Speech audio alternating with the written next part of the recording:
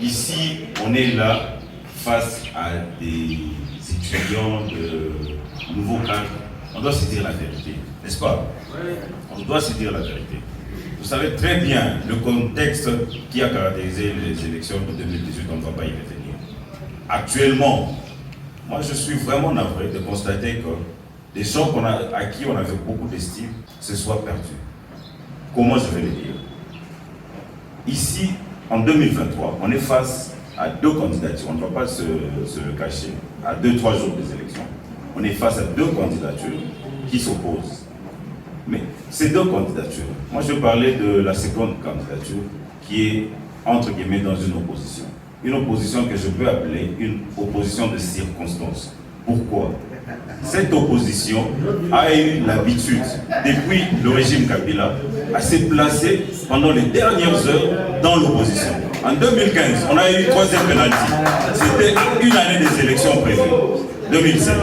Et nous voyons encore cette année la même chose se reproduire. Ensemble pour la République ou pour le changement, je ne sais pas très bien, était participatif du premier gouvernement Sama Lukonde, n'est-ce pas? N'est-ce pas? Ils ont participé au gouvernement Sama Lukonde. Je vais y arriver. Moi, je suis direct. Il est regrettable de voir des opposants de circonstances. Et chose là, monsieur de Ensemble, on a déjà vu votre chapeau, arrêtez de nous déstabiliser. On va dire la vérité ici.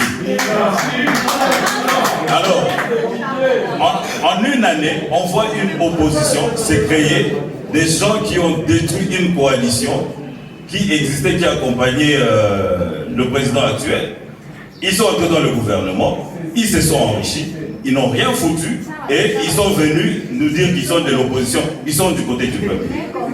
Comment fonctionne notre transport? Il est comment? Il y a eu un ministre Ensemble qui a dirigé ce ministère. Paix à son âme, il nous a quittés.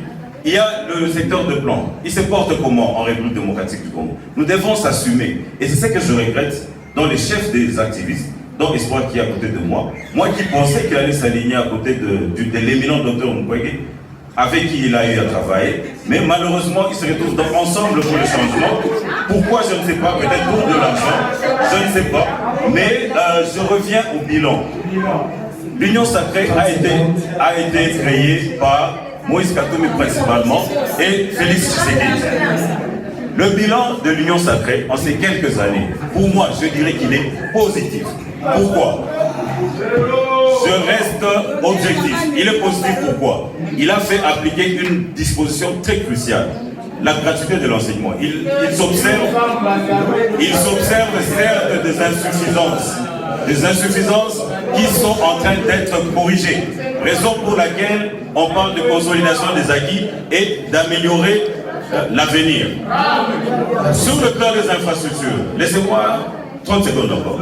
Sur le plan des infrastructures, récemment, on a eu un débat avec M. Espoir qui a dit même, il a critiqué le PDL 145 territoires.